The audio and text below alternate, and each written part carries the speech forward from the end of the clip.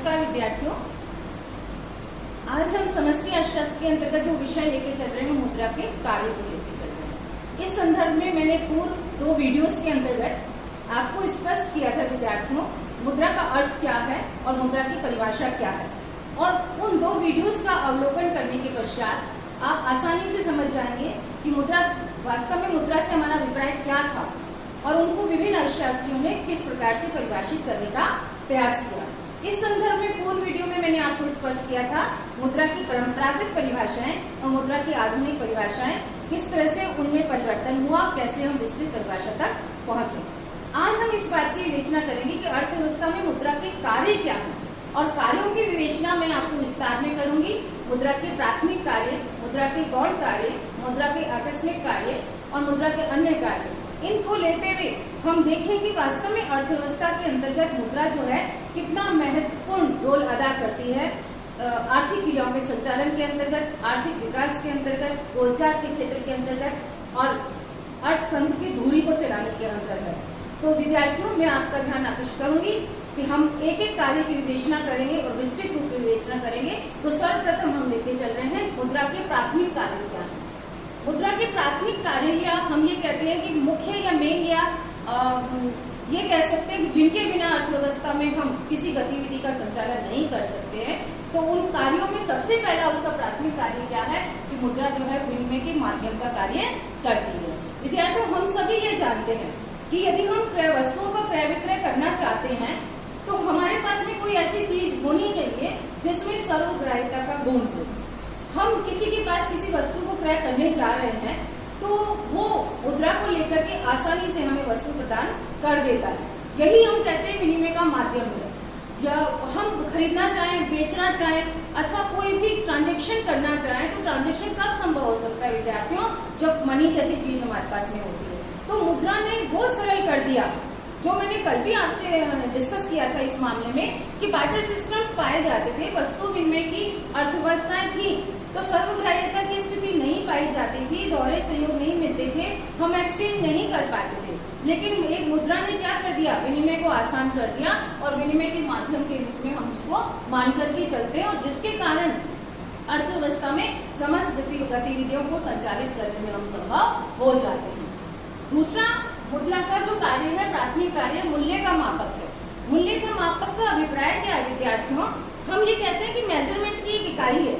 जैसे हम ये कहते हैं कि दूध को हम लीटर्स में मेजर करते हैं, कपड़े को हम मीटर में मेजर करते हैं और किसी खाद्य सामग्री को हम किलोग्राम में मेजर करते हैं, तो हम ये कहते हैं कि उसके बदले में इस हिसाब से हम पेमेंट करें तो हम ये कहते हैं कितने रुपए में हम भुगतान करें, तो एक मेजरमेंट का माध्यम बन गया। अन्यथा ये बहुत मुश्किल होती थी वस्तु विनिमय प्रणाली के अंतर्गत कि कितने किलोग्राम गेहूं कितने मीटर वस्त्र के बराबर होगी, तो उसका जो माप हम करते थे वो बहुत कठिन था। लेकिन मुद्रा जैसी स्थिति जब हमारे हाथ में आ जाती है तो हम आसानी से उसको मेजर करके प्रदान कर देते हैं। विद्यार्थियों, आप देखते हो हम जाते हैं किसी भी शॉप के अंतर्गत और हम दूध की डिमांड करने लगते हैं तो तुरंत से वो दूध का सप्लायर हमें बोलता है 50 रुपए किलो में 1 लीटर आपको दूध दिया जाएगा और हम तुरंत से 50 रुपए उससे प्रदान करते हैं और 1 किलो लीटर दूध का ट्रांजेक्शन कर लेते हैं, क्योंकि मेजरमेंट की इकाई बन गई अब यहाँ कहीं भी शक या संदेह की गुंजाइश नहीं होती है कि आप मेजर कैसे करें उसको। तो मूल्य का मापक हम इसलिए मानते हैं कि जितने भी क्रय विक्रय हम करते हैं मुद्रा के रूप में ही मेजर रूप में करके और अपने अर्थव्यवस्था के अंतर्गत गतिविधियों को संचालित करने में सफल हो जाते हैं। इसी प्रकार से हम ये कहते हैं कि मुद्रा का जो है वो गौण कार्य पाए जाते हैं। दूसरी कैटेगरी से हम क्या लेके चल रहे हैं, मुद्रा के गौण कार्य। गौण कार्यों के अंतर्गत मैं पहला ध्यान आकृष्ट करूंगी तो उसका कार्य क्या है, स्थगित भुगतानों का मान। स्थगित भुगतानों का मान का अभिप्राय क्या है कि हम किसी पेमेंट को डिले करना चाहते हैं। विद्यार्थियों, पहले आप स्थगित भुगतानों का अर्थ समझिए कि हम किसी पेमेंट को डिले करना चाहते हैं अथवा हम उसका भविष्य में भुगतान करना चाहते हैं तो उसके लिए भी एक मेजरमेंट की इकाई होना आवश्यक है। हम ऐसे नहीं कह सकते कि हम इतने किलोग्राम गेहूं आपको इसके पश्चात दे देंगे, ये बार्टर सिस्टम की बात है। लेकिन मुद्रा ने कैसे इसको आसान बना दिया, यदि हम किसी से उधार लेते हैं तो उधार लेने के परिणाम स्वरूप हम उसको लिखित में ये वायदा पत्र दे देते हैं या एक बॉन्ड इश्यू कर देते हैं या एक ट्रांजैक्शन का पत्र दे देते हैं कि मैं तुम्हें इतने समय पश्चात इतनी ब्याज की दर पर भुगतान कर दूंगा।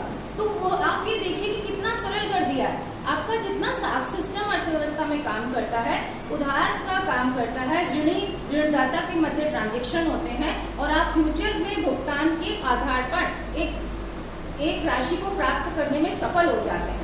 ये क्या है? स्थगित भुगतानों का आधार। कि हम क्यों कहते हैं? क्योंकि मनी है तो हम कहने में सक्सेसफुल हो जाते हैं और मनी के आधार पर हम अपना डिक्लेरेशन दे देते हैं ऋणदाता को कि आप हमें इतनी राशि भुगतान कर दीजिए, हम इतने समय बाद आपको इतने ब्याज से भुगतान कर देंगे। इसी तरह से विद्यार्थियों, व्यापारिक बैंक जो ऋण देते हैं या पब्लिक लोन्स जो दिए जाते हैं जनता को, वो किस आधार पर दिए जाते हैं? मनी के आधार पर। और ये लिखा जाता है कागजों के अंतर्गत कि आपको इतना भुगतान किया जा रहा है, इस भुगतान को भविष्य में आप इतने ब्याज के साथ हमें भुगतान वापस लौटाएंगे। तो स्थगित भुगतानों का आधार क्या बना वास्तव में? मुद्रा।